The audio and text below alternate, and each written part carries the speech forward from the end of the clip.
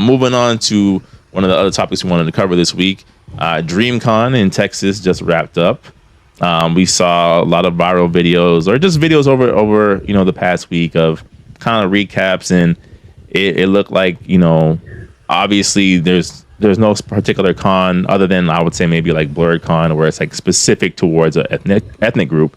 But Dreamcon obviously is put together by RDC World, who are all Black content creators, all anime enthusiasts, all game enthusiasts. And it just looked like a lot of Black excellence, not for nothing, within the content creator space out there. You're seeing the Black cosplayers, you're seeing the Black content creators, you're seeing the Black professional gamers, all out in Texas having a mostly good time. And I shared in the group chat the video of the girl that's saying that Dreamcon needs to be canceled because, she had reserved a ticket to get into an event, and there were people getting to the event ahead of her, even though they didn't reserve a ticket, and so on and so forth.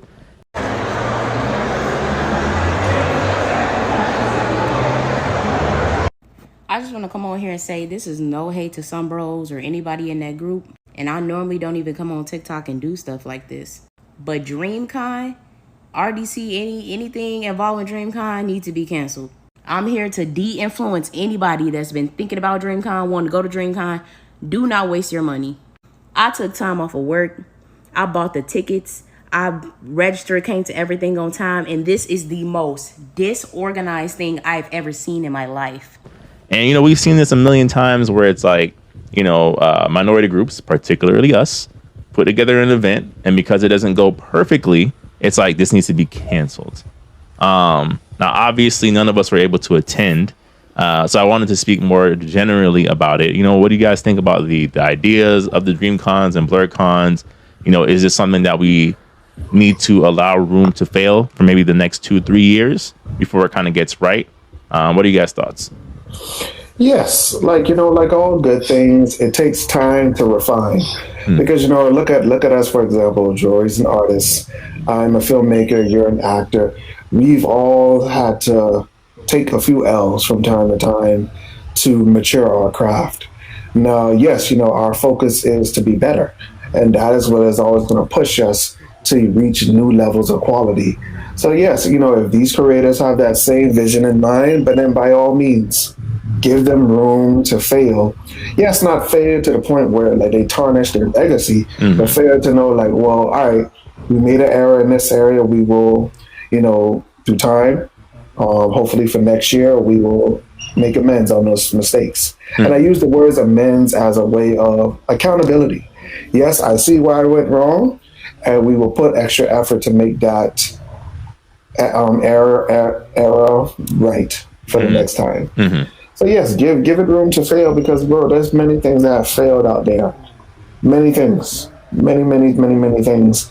I do feel like this current social media climate, like they kind of rule in absolutes. Yes. Like if it's not their way, like everybody has created this, most people actually, I say most people, have created this new wave of my way or the highway. And that's no different from a previous generation. That's no different. You're just wording it different, but the true essence of it is the same thing. So yes, like, it was a good event. People are, minority groups love to see that presence of their own, and to take part in especially a space like this with their own. Don't be a hater. Yeah. Don't be a hater. Yes, things went wrong, and hopefully they rectify it, but no. Yeah, and I agree. And not for nothing, like, even some of these events that have been well established, they still have incidents. I can't remember which con it was, but there's been incident reports with the featured guests that they have, right? Jory and I have had multiple conversations prior to this podcast about the voice actor that plays Broly and Edward Elric. Some of the things that he's been accused of doing at cons. There's been reports of, unfortunately, physical, verbal, sexual assaults at very well established cons. And then something like Dreamcon, where I'm like, as far as I know, other than, I'm sure there was other complaints as well, but everybody seemed safe, right? Nobody seemed like they're, were robbed or beat up or taken advantage of. And that the cliche that tends to happen when it comes to, at a Black event, somebody might get shot. Nothing like that happened. Everything seemed to run relatively smoothly. I saw more people having a good time than complaints, in my opinion. And to Tim's point, I'm like, okay, they can continue to refine this. This is literally something that's being put on by content creators. That's something we don't really see. Usually it's a bigger company putting this together. Like the fact that it was a bunch of, people who've had upstarts on YouTube, just like anybody else, it seemed like a success to me. It seemed like something that hopefully has a longer legs going forward. But Joy, what are your thoughts? Yeah, I mean, I'm on the same page as you guys. Crabs in a bucket. Like, let's break that mentality. It's actually a very good thing that it's on its. What year is it on? 5th year. I think this is yeah. It's let's celebrate that it's on their 5th year and it's only expanding. So with what's happening, they just have to learn, and I feel like the overall heart of what they want the event to be is what they want it to be. Right? You saw people having a good time, people jump roping. I think everybody's on the same page when they get there. Like they're on the same page when they get there. And like, yo, guys, this is a place where we could just express ourselves and be, man. Like, I was waiting for this in high school when people was making fun of me, but I could be me, fully, with no judgment, no compromise, nothing, and we could all just like you got people from all walks of life. Like, yo, man, I could have been out here doing this, but I'm here at DreamCon just having a great old time. They look forward to it. It's their they people looking for an outing where they can just have innocent fun. It doesn't have to be sexualized or anything like that. Just like, let's have a place where we can have innocent fun. And I think they're achieving that. And it's just going to come into a more professional, for them. And I think it not being too restricted is a good thing. It allows for flow, spontaneity to take place, which, like, regulars, hey, you guys can't jump up over here. This is da da da da. But no, they can. The floor is open. It's organic. Now, if they have a system to where it can always be organic, but at the same time, I don't know some of the problems. I'm just throwing stuff out there. I haven't been there, but I'm rooting for them. And as long as the message of what they want it to be is still there, the heart is there from those creators, I think they'll do fine. It's only going to get better. Okay. Yeah. So I would have definitely went to their DreamCon when it was only 200 people, 400 people. I'd have definitely went to support them. I love their content. I love what they make. Yeah. So plain and simple, man. I mean, just the sky's the limit with them. It's just only a matter of time.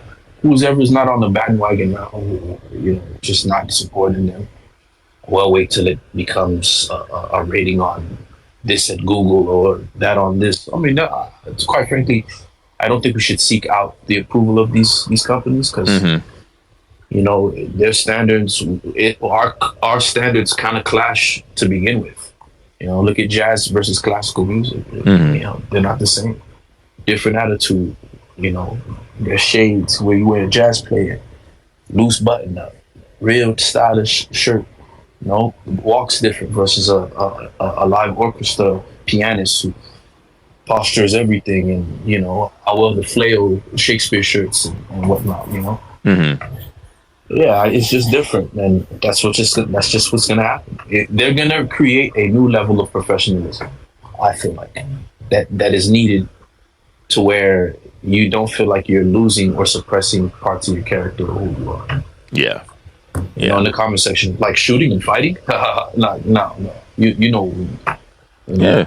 It's just I agree. I'm not worried about it. Yeah, and I guess to expand the conversation further, we've all had obviously different conversations. Part of the reason why, we kind of come together and make time to make this happen is, we've all kind of agreed about, not seeing enough of us in these types of spaces. Like it's always been there. Like Jory said, like since high school, I've known plenty of other minorities that like anime and gaming and cosplay and things like that. Always there. Yeah, Tim does an excellent job. I don't know if you ever watch his Instagram stories of highlighting, especially Caribbean people who have been influenced by anime and cosplay and things like that, right? So you can tell like it's not something where it's a minority in concept only, right? Like the presence has always kind of been there, right? You see the blur cons, you see these things, you see, you know, more of us popping up in all these spaces, even though, like you said, we've always been there. And my thing is, you know, at what point does it start to tip over of like kind of like the now we're here, in your guys' opinion? You know, of like, you know, again, and it's not a shade to some of these bigger companies. I get it. It's one of those things where it's kind of like whoever gets there first. But it's like, at what point do you see, you know, the IGNs and the GameSpots and the Digital Foundries and the, you know, like, at what point do we start to have a minority-led or mostly minority-represented outlet at that level, you know, in this culture? I mean, it's like, it's just going to be up to people to make a decision, kind of like what RDC did, you know, what Dreamcon did. They made a decision. Yo, guys, why can't we have instead of complaining, let's make our own. Let's go out. Let's do it. Who cares? You know, that's what it comes to. You know, within the community, we kind of tend to wait for somebody else to take up the mantle. But if it's bothering you that much, it is your obligation to do something about it. That's you know, you can go ahead, Tim, if you want to say something. Interject. My bad. Yeah, because that's always something that I have always spoken about, this fight for inclusion versus foundation. Like, yes, you know, you want to see yourself more in these type of things done right, this and that and the third. But then if you're waiting for somebody else to do it, you're always at their mercy of what the final product is, or waiting, I would say. So that's why I feel like foundation, that is something that you have to do first. And then, of course, you know, build community from there to the point where you take up so much spaces to the point where you can't be ignored. You can't be ignored, and you have to be recognized as your own autonomy and your own economy.